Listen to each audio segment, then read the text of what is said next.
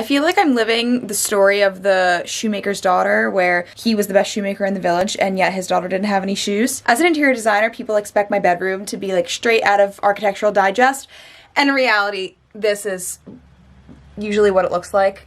Just no.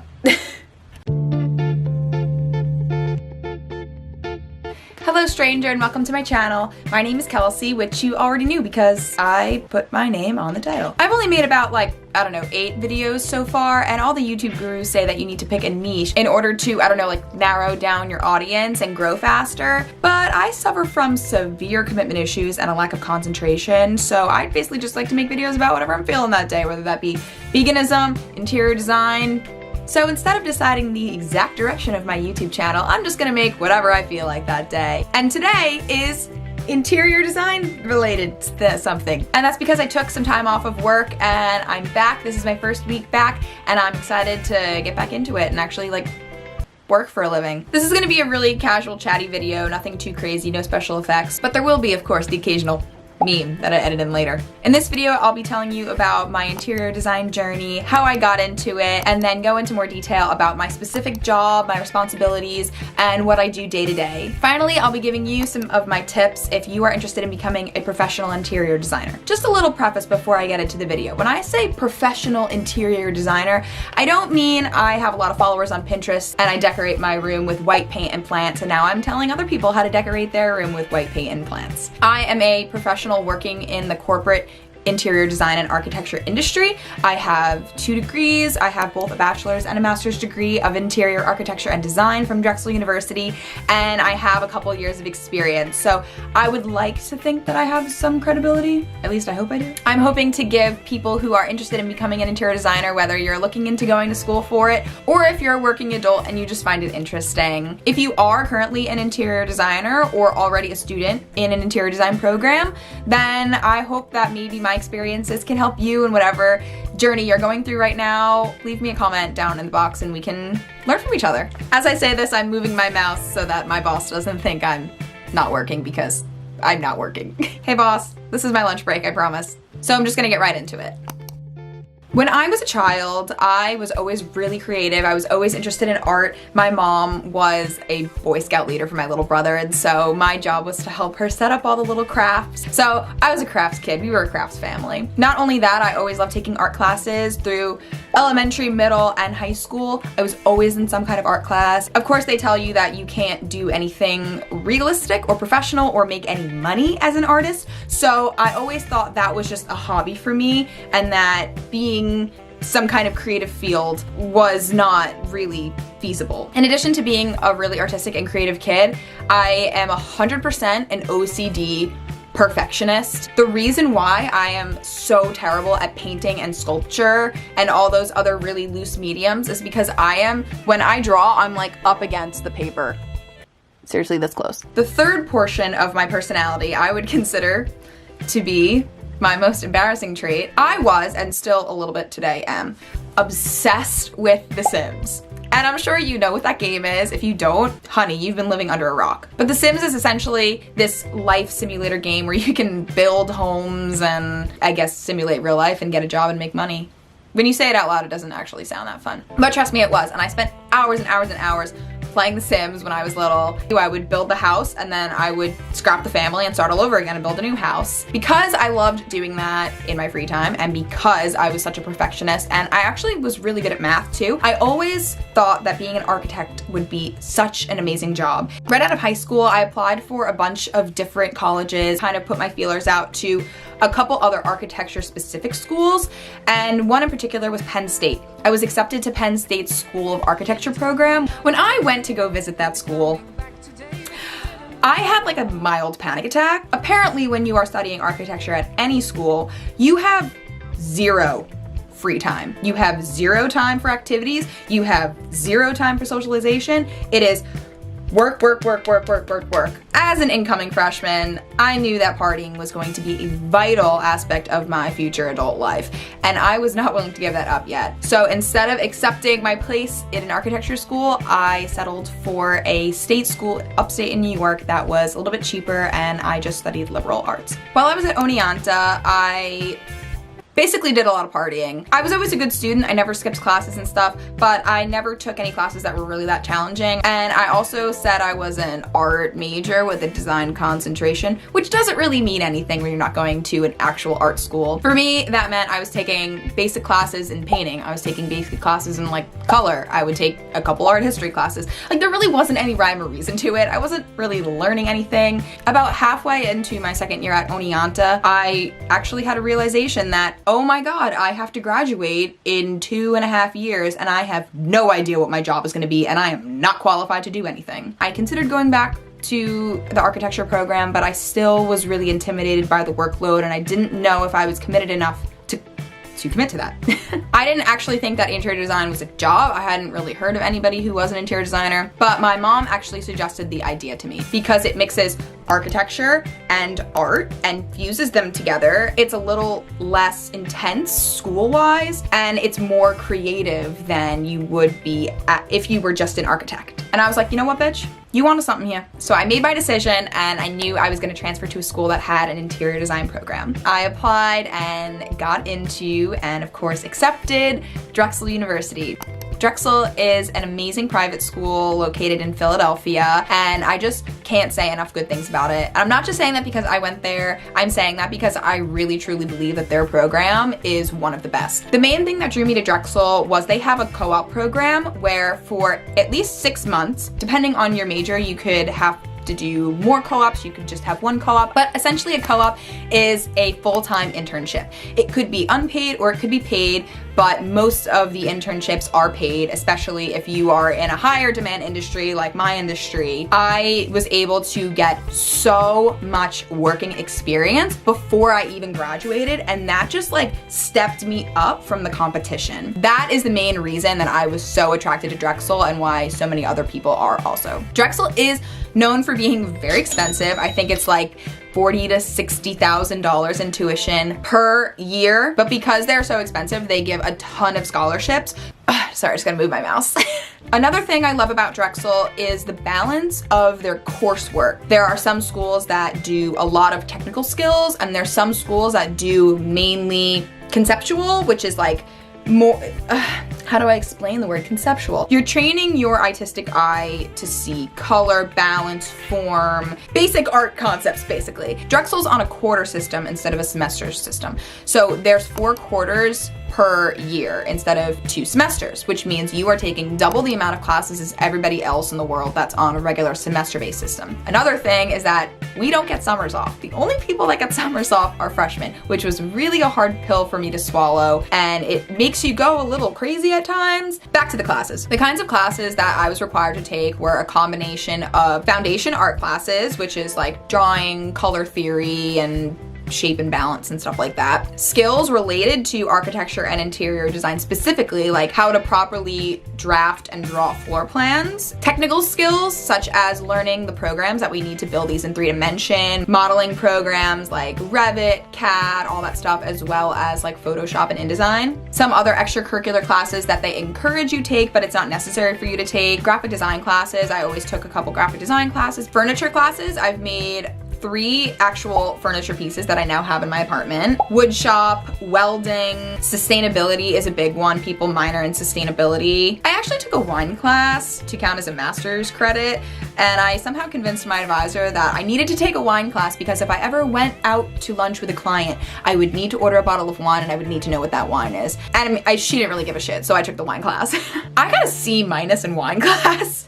Now let's talk about the co-op program and what other kind of internships I did. I'm a worker bee. I think I started working like my first year that I was at school. Like right when I got to school, I started interning at an architectural firm right outside of Philadelphia called Meyer Design. They needed an intern to work in the library. I helped a little bit with some CAD drawings, and I picked out materials, and I mean that's really all that you can ask for your first internship, where I didn't know anything and I didn't have any skills. My next internship I did was at a place called TPG Architecture, which is located in New York City. I actually did this for my actual co-op. So I was working full-time, paid for 6 months while I was also living in Manhattan. And I ended up working for them full-time the year after that for 3 months. I was working mostly in the retail studio, and then the second time I went there I was working in the corporate office studio. I am glad that I have the experience of working in retail, but I definitely liked working in the corporate office world a little bit more than I did my second year. Again, New York City is the place I wanted to be, so I was just excited to have my foot in the door. Finally, during my graduate year, I worked part-time at a very small architectural firm called Sargenti. They really just draw construction documents. I'm also not an architect. I was the only interior designer that was in that entire office, so they would give me plans and they'd be like, hey, can you build this whole construction set? And I'd be like, what?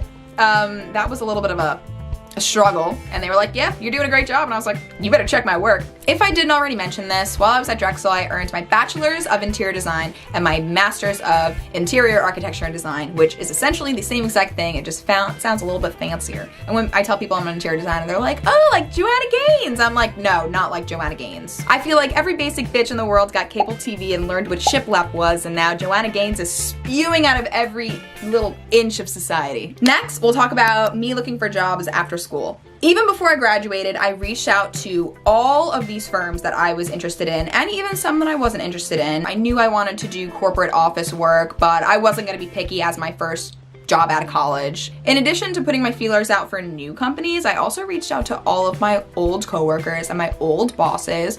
In addition to that, I reached out to a couple brand representatives, and they know the gossip, the drama, and the job openings at all these companies. My advice on looking for a job after school: physically call people. Pick up the phone, call the HR department, and talk to someone. I cannot tell you the opportunities I've gotten just from talking to someone on the phone rather than sending an email. For example, I'm gonna tell you the story of how I got my current job. Back when I was looking for a co-op position, I called a bunch of companies in New York City to see if they needed an intern. And although I ended up going with TPG, I also was calling my current job. I called this company and I spoke to the HR woman, and she was the sweetest woman ever. She said, yes, we're interested in you for an intern position, but we don't decide until the summer. I couldn't wait until the summer. I needed to start my internship a lot sooner, so I politely declined further interviews, but I told her to keep me in her database. Fast forward to at least 2 years later, after I graduated, I sent her a small email saying, hey, my name's Kelsey. I don't know if you remember me. I graduated. I'm looking for a job. And she replied, yes, I remember you. Definitely. Of course. How could I forget you? We don't currently have any job openings, but I'll let you know. I wasn't really having luck finding jobs, but at the same time, I wasn't looking too hard. I had just graduated after 6 years of intensive schooling, so I wanted to take a vacation. I went off to Spain with my best friend, and while I was in Spain,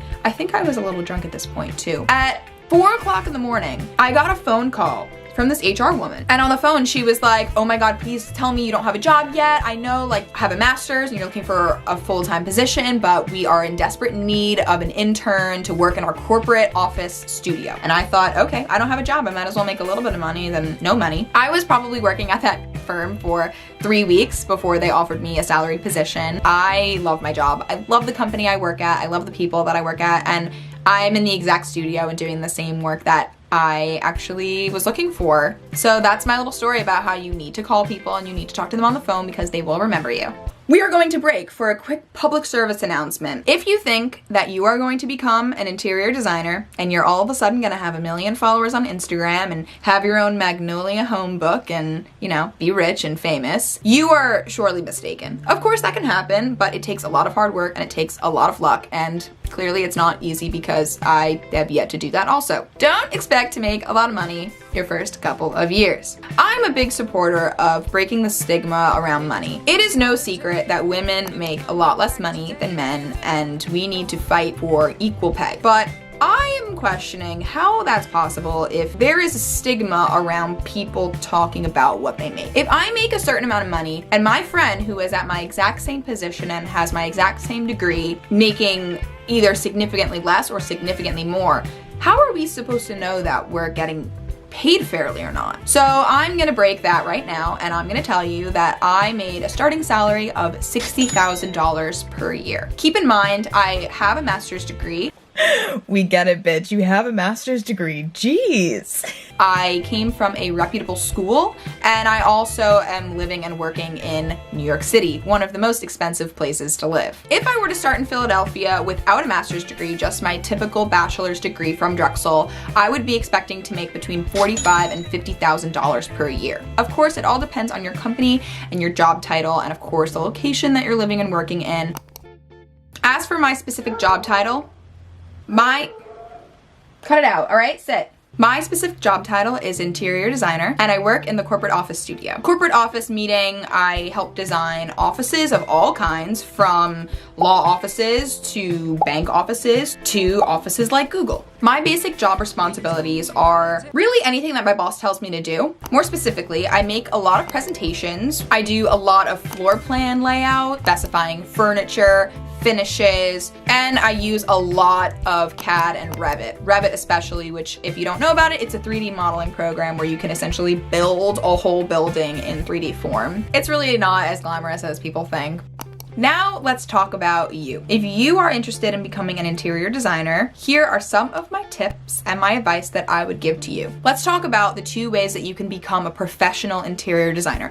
Like I said, a professional interior designer is certified, they're working professionally in the industry, and they have credibility. There are 2 routes, in my opinion, that you could pursue. The first would be going to school and receiving a degree and then having a job from there. The second would be not going to school and just working, getting your foot in the industry. How do I do that? Let's first talk about the first option. When you're looking for an interior design school, the number 1 thing you need to look for is it CIDA accredited? Accredited. CIDA, C-I-D-A, stands for the Council for Interior Design Accreditation.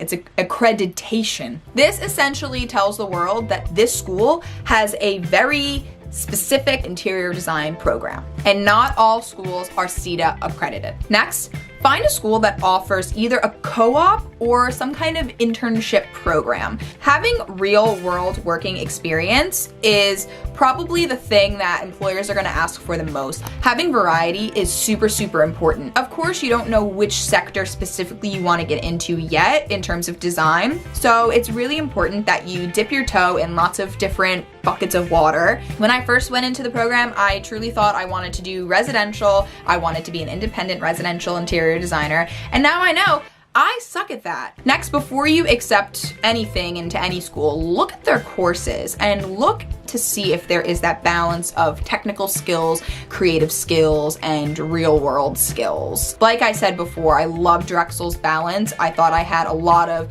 foundational art classes, conceptual art classes that tested my eye for design, as well as technical skills where I was learning the specific programs I'm gonna need in the real world. Be prepared to work your ass off. Grades don't matter as much in this major, but what does matter is what's in your portfolio. Time is the only way that you are going to succeed in this major and in your schoolwork. If you put in time and you put in some overnights and you put in a lot of hard work and passion, it's gonna show in your portfolio, and future employers are gonna see that and you're gonna excel. You also need to have very thick skin, because let me tell you, you really learn what rejection is when you go to art school. On my first day of class, when I transferred to Drexel, one of my teachers kicked my project on the floor. Let me repeat that. She kicked my project. Just learn not to take rejection too personally. Networking is also one of the most important things that you can do, because if you have a network and you know people in the industry, then you're gonna know who has the jobs open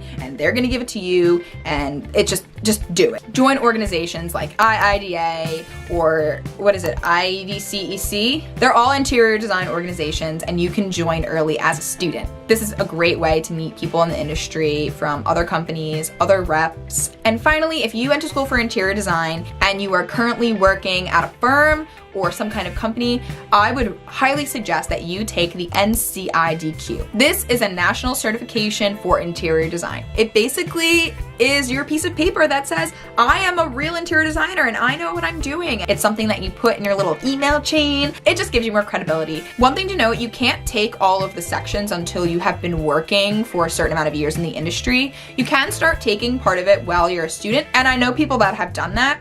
In my opinion, I have yet to take it because A, I'm still waiting for all of my hours to be completed, and B, most companies will pay for a portion of your test taking, which can get expensive. It would be beneficial to wait until you're working at a company for at least a year or two, and you can take all the parts at once and your employer will help you pay for it. And that's all my advice for if you want to go to school first. The second route for if you don't want to go to school and you just want to get straight into the industry is a little bit more challenging to break into, but it's still very doable. You don't need a degree to be an interior designer, but you do need some kind of degree or certification in order to take the NCIDQ.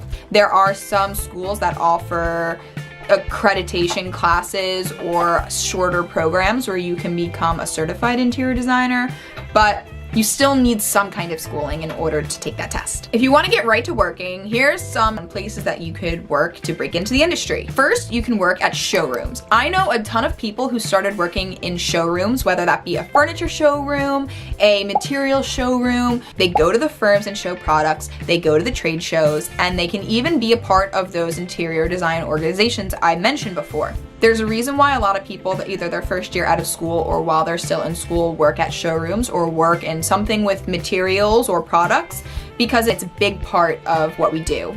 If you don't want to work at a showroom, you could intern or assist another designer. There's a ton of designers that are looking for interns and assistants, and although you won't be designing anything right away, I'm sure that they will show you the ropes and that you'll learn doing whatever it is that you're doing.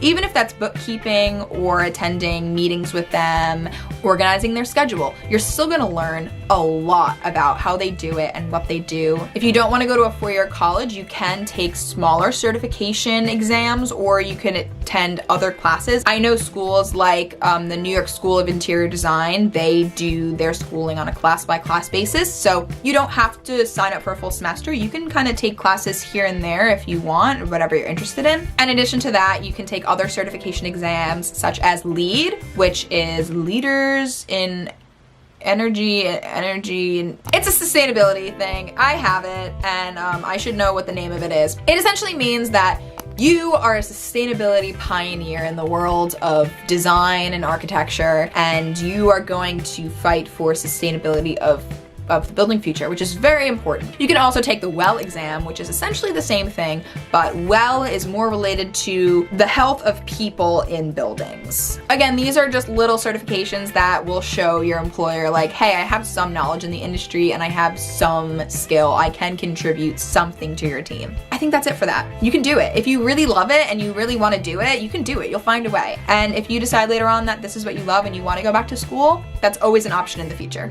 And finally, what is in my future for my career? Honestly, I don't know, man. My mind changes literally every single day. Some days I think I want to become a managing principal. Some days I think I want to separate and do my own thing, work for myself. And some days I don't think I want to do it at all. I don't know. It's my career and I really enjoy my career, but I think I have other passions that are not including interior design.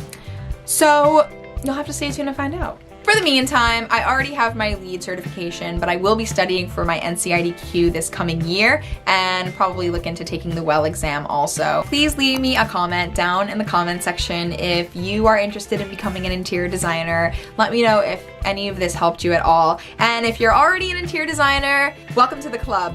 And I just want to say thank you to all of my loyal subscribers. I know there's only like 300 of you right now, but I can see all the people that comment on all my videos, and you guys are all so sweet, and whenever I see one of your cute little comments, it just like makes my day. And I wanna let you all know that I appreciate it and that I hope you guys are doing well during this pandemic. Thanks again, and I hope to see you guys in my next video. Bye. I have 2 degrees. I have both a bachelor's and a master's degree of interior architecture and design. A master's degree, a master's in interior design. If I didn't already mention this, I received both my bachelor's and my master's of interior architecture and design. Your master's degree. I have a master's as a master's without a master's degree, just my typical bachelor's degree. Keep in mind, I have a master's degree. We get it, bitch. You have a master's degree. Jeez.